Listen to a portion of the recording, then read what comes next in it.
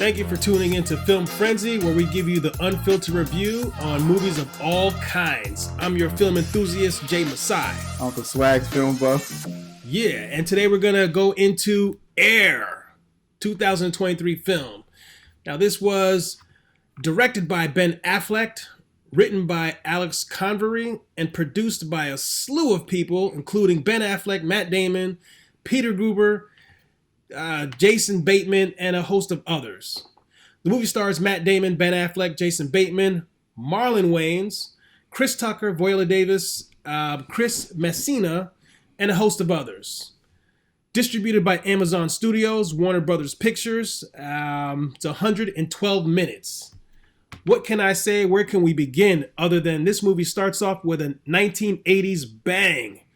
If you do not know what the 80s were like, this beginning it's gonna put you right into the 80s mix with all types of 80s reference. Like what they got? They got WrestleMania, and they got Hulk Ghostbusters Hogan against Iron Sheik, Ghostbusters, like you said. Rocky, What did they have on there?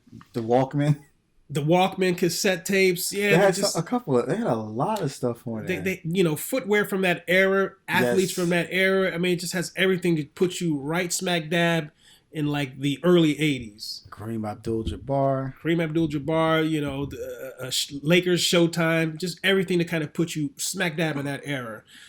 Now, this movie is about Nike, the Nike company, and one of the Nike executives played by Matt Damon. His character name was Sonny, and how he's trying to have this courtship to get Michael Jordan so that way they could brand their company, get his shoe, and start to become a contender in the whole shoe universe against, at that time, the titans of Adidas, and I believe it was Adidas and Converse, and maybe even Puma. Well, Adidas was like the top one. Adidas was like number one at that time. And that's because when you think about the 80s... Run DMC. Exactly. You think about Run DMC. They had a song for that shoe called My Adidas. I mean, and if you didn't have Adidas at that time, you were not cool. Adidas was the thing. Adidas what was in. The suits. Adidas track suits, all of that stuff. And I think when it was on the basketball tip, Converse was the sneaker that people were wearing. I think Magic Johnson signed a deal with Converse. He turned down Nike, actually. So he later even admittedly regretted that decision. But this is the story of like how the Nike executives are trying to court the Michael Jordan to get him to sign so they can brand their shoe for their company. And their company, I think at the time, is more known as track and field and running, and Bruce Jenner. Right. They really didn't have a basketball sneaker. What do you think? I mean, there's so much to unpack with this. We're going to just try and take it just bit by bit.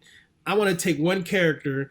He was an executive that was part of the Nike empire, Howard White, played by none other than Chris Tucker. What are your thoughts?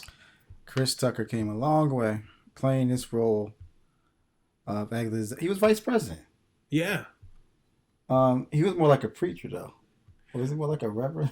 Yeah, he was this executive that he embodied trying to have some type of preacher philosophy. He was really, really brilliant in this role. I mean, I know he was Chris Tucker, and he has his, Chris Tuckerisms. He played a much more serious role. Also, he still had that, Chris Tucker comedy, but it was just more mature type Chris Tucker. It was. Now, I thought he was brilliant, and he still was funny. He was still... At the same time. Very funny at the same time. He reminded of that old uncle. Yeah, he's definitely shown that he's matured in terms of, acting in his roles and his, progression from, the Smokey character of Friday, and even films he did progressively on the way to where he's at now. He's definitely evolved, and you get a chance to see that in full display. I even forget when I was mentioning the cast of this that Marlon Wayans was in this film. I forgot that he was in this film. Marlon Wayans was in there. People don't look at Marlon. Marlon Wayans is a good actor. He is. And if you concentrate too much on his comedy and him being a stand-up, serious roles he did. He was in Power. The Book of Power.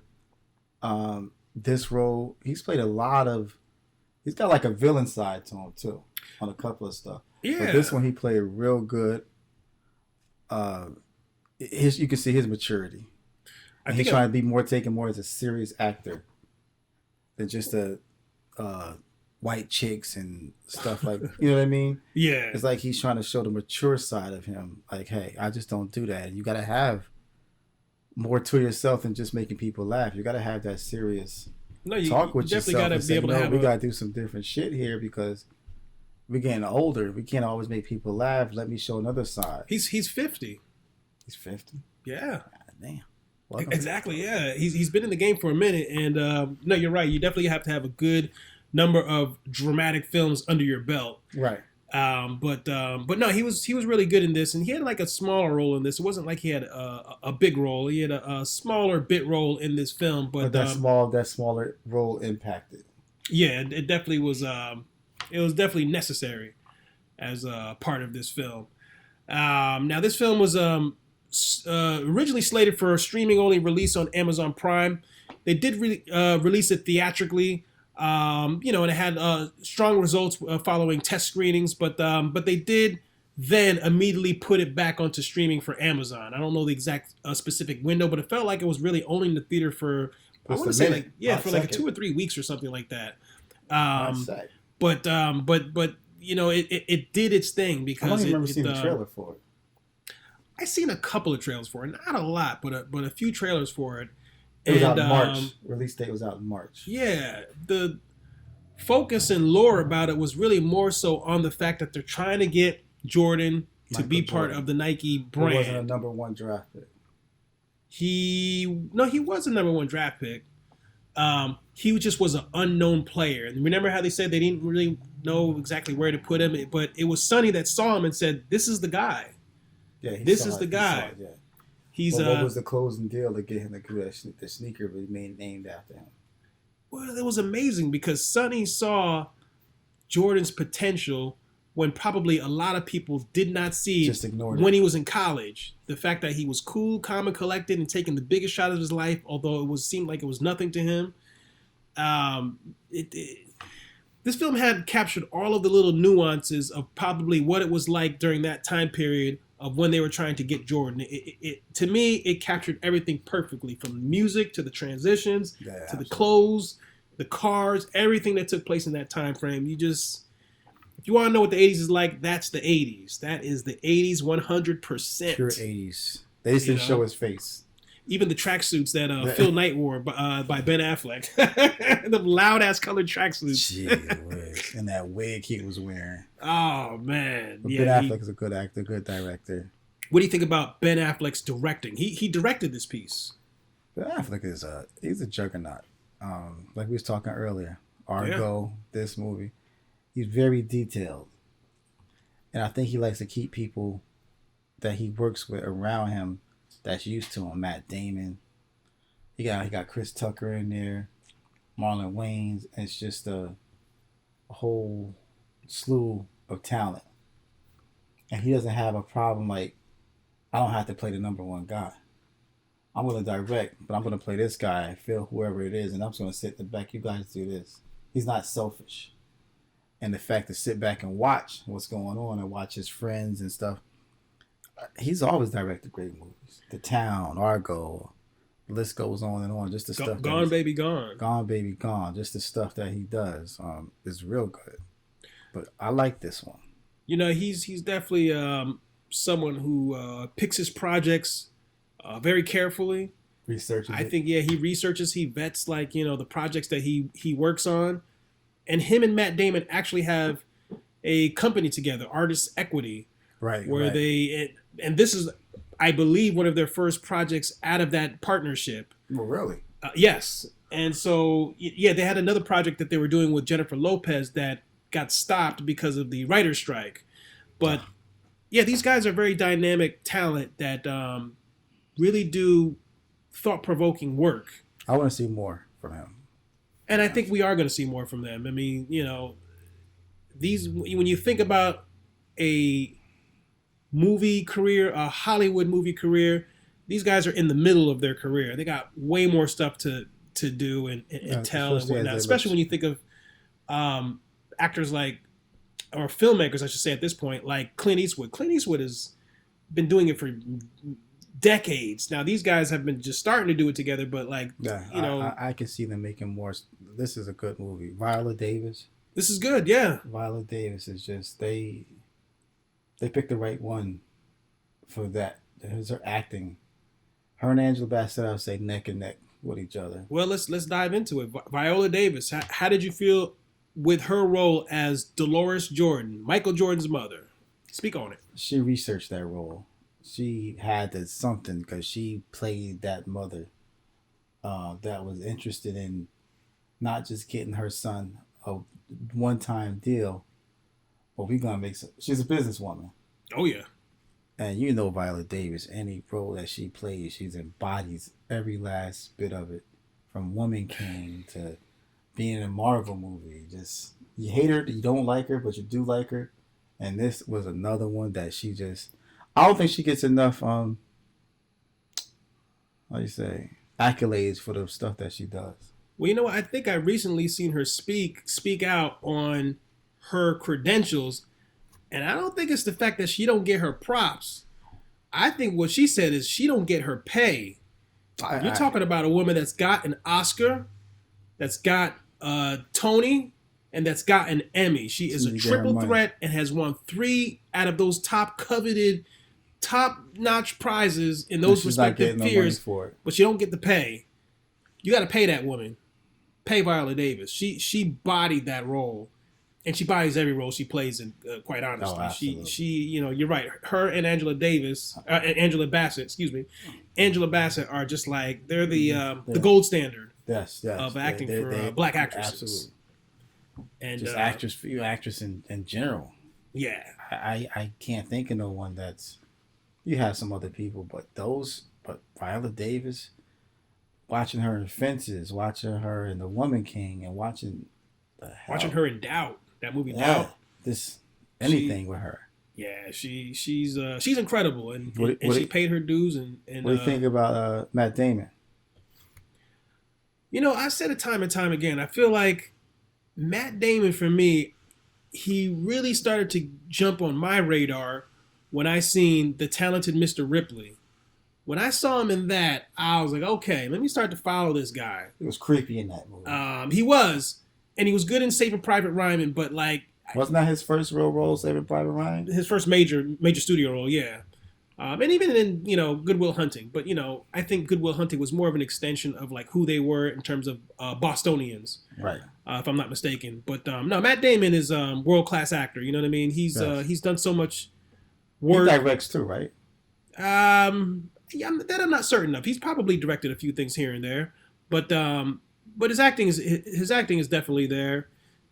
Now, has he been in duds? Sure. Has he been in films that were flops? Absolutely. Yeah, a few of them, a couple. But he's in more series. He was in the Bourne trilogy, the Jason Bourne trilogy. But more often than not, he's in good films, and he's in roles that like make you think or whatever. Thought-provoking roles. He's been in a lot of things. You know what I mean? Jason Bateman. What's not to like about this dude, man? He actually played the straight man in this, where he always plays like a bit of a comical sidekick. I think he's playing himself. He has not changed since Silver Spoons. I'm dead ass serious. He's not changed since Silver. If you go back there and watch Silver Spoons, Ricky Schroeder's kind of Eddie Hassel friend, he hasn't changed. It's not bad. Okay. Because it's Jason Bateman. Yeah. And I like to watch him because he's going to play the same person because it's just him. I don't think he's playing it. He's just playing him. Hey, this is the guy which do Willie. All right. Like Ozark or whatever he's in that. The Ozarks, yeah. Yeah. The Breakup is just, his timing is there. Everything that he says there. I like it to watch. But Ozarks is more dramatic though. And I think I'm beginning to see that he shines a little bit more in roles where he's not the funny guy or not the right. in a funny film or something like but that. I don't think he's really trying to be funny. I think he's just trying to be. He's just always trying to be the straight-laced guy. The straight-laced guy that gives you the truth. But Just I gonna give liked it to him. you. I absolutely liked him in this movie. No, he was good in this movie. He definitely was good in this movie. I could maybe slightly say that him and Matt Damon, him and Ben Affleck kind of seemed like the same character a little bit, Right. but maybe the fact that he had the daughter or something, right? Like he has a daughter, and I get his sneakers every birthday. Well, yeah, you know And yeah, that was dramatic for him. the stakes for him in this movie were really, really high because he has a daughter that, you know, if he doesn't have this job anymore, he's going to really become estranged from and also can't give the sneakers to. So it was something that was like, man, Sonny, you know, please make this deal happen, man, because if not, you know, it's really going to affect my livelihood. Do you remember how much Nike Jordans were back in our day? Yeah, it was like over $100 or something. Oh man, back in our day, they were like $39.99. Jordans? Jordans were like $39.99, $49.99. Okay. Now those same Jordans that we used to wear, they're like $200. $200. Some classics are like $1,000. I was watching something on the auction. It's so expensive. The Space Jam ones that Jordan wore, he gave them to a guy. Well, $1 million. That's that. Well, this is what created the sneakerheads. That's a testament to you know, and his Jordan's name. All right, and how much does he make a break a year? Off of the deal that his mother. All right. Well, they said in the movie they said he was credited with making $400 million in passive income every year. So this is why he can afford the yacht. He can afford the yacht, the team, and he's a businessman. So how can you off sneakers off his name? It's crazy. I mean, I got Jordans. His brand is impeccable in terms of being an athlete. Yeah, I paid $150 for my Jordans, and it's like, all right, but they made the shoe around Jordan. They did. I don't think people really look at, it's Nike. They just say I want Jordans, Jordan 1, all air, you know. So they've come a long way from that little office they had. And Jordan's got stock and everything inside this now. Which makes it so crazy to know that Dolores was the one that brokered that deal that allowed Jordan to get paid off the sneakers a percentage, a royalty to this day. For the name. For the name. Not just, you know, he gets cut a check. How much were they going to give him? Like $200,000 at that time? $250,000. Yeah. And that has been gone. Yeah. Just like that. So she invested in her son. And she showed him how to work. the son because they saw something in him. Getting back to the movie, what do you think about the music? They had a lot of, you know, a lot of the hits in there. What do you feel, man? What do you think? Brought me back. Brought me back to the 80s. I was looking back to the flat top, huh? I want the flat top, the flat tail. box, the 8-ball jacket, huh? Yeah. Malcolm X cross jacket. colors. Cross colors. I was looking for my boom box with take the D batteries, like 25 D batteries. Yeah. I think there's nostalgia that was in it. You know, it reminded me when we were growing up, especially, you know, I'm growing up. I remember the Adidas. I didn't remember the Nikes. There had to be like 50% of the movie was nostalgia factor. 50% of it was like, okay, we're going to show you the 80s again, and you're going to feel it, you're going to love it. We're going to show the new generation, this is why you guys like Jordan so much. Exactly. Now, what would have happened if it had been no Jordan? That company, I think, would have went under. They might have definitely went under because they were dealing with Adidas. And not only just saved them, propelled them to be the top shoe company in the world. Because their tracksuits and stuff, horrible. Yeah, Nike tracksuits still are garbage. But they were more towards tennis and running. Yeah, tennis and track. Yeah. Then they tried to break into the sneaker game. Decathlons. Then the guy who came up with the Jordan sneakers, remember, supposed to be all white shoes. Right. You can't wear different colors. Now, it was white and red. And I think that's what got them for him to say, yes, we're going to make the sneaker around you. Well, the whole thing was they had to pay a fine to the NBA for wearing red and black sneakers because the 5, regulation, $5,000 per game. That Nike agreed to pay for because at that time you could only wear a certain level or percentage of red on your sneakers. So right, they want everybody to look the same. They decided to go all out, ball out, and just make a shoe for Jordan that was unlike any other shoe at that time. I think that's what got people to really get on board to buy that sneaker too. Yeah. It wasn't just white. You're going to go out there and you're going to be a little flashy with the Jordan. I mean, how did Ewings do back in the day? They didn't. Nothing like Jordan. Nothing like the sale of Jordan. I forget who Ewings even went through when they had Ewings. I can't. Did he go through Puma or something like that? I think so. I didn't like him. Yeah.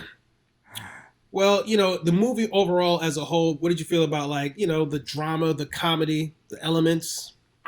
Well, we knew what was gonna happen at the end, but just the build up, right? Of and like you said, we're looking at that movie now versus like 250,000. Like that's not a lot. That was a lot of money back then. So to watch the thing, Ben Affleck's character, when they told him, "Don't try to look so important. You're the president," and what does he do? That's the part I didn't like. He came in, I was busy, but they called me like, "What are you doing?" If that really happened, you could have lost your deal.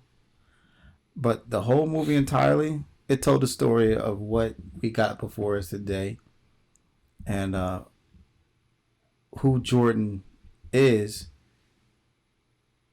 He wouldn't be if it wasn't for his mother. For his family, for his mom, his mother and his father. Yeah, Although the father seemed like it played like a smaller, lesser role. But the mom had that. I need to make sure he's taken care of for the rest of his life. One of the perks of the deal was he wanted a Mercedes-Benz 380 SL. He had to have that car, which the mother said he's going to forget about that car. He actually, needs to get that royalty. Yeah, he didn't want that. He got that car. He got the car, but she knew the car was just like whatever. You know what I mean? That's just what he wants. It was a birthday candle on the cake for him. Right. So, Phil Knight's expectations was $3 million in sales. They actually earned $162 million in 1 year, and of course, the rest is history. Became their steady source of income for Nike from that point on to now. You know what I mean? The Jordan brand, which is crazy because you have players like Bill Russell that won more rings than Jordan, but just wasn't in that era. Bill Russell was, yeah. I mean, Bill Russell's a champ. You know what I mean? Like, yeah, but this was different. It definitely was different. It was a different era. Because, like you said, nobody wasn't paying attention to Jordan except for Sonny. He saw something. He saw what no one. He saw what his mother saw. I think there was the only two people that saw in Jordan what they knew he could be. True. And he called it as it is. He called how Adidas was going to call him out on how they were going to. Oh yeah, he said how they all going to do. Adidas is going to do like this one, like, and she saw it. Yeah. She was like, "Shit, he wasn't freaking. They're going to wear red ties." Exactly. Yeah. So yeah, Mom was there.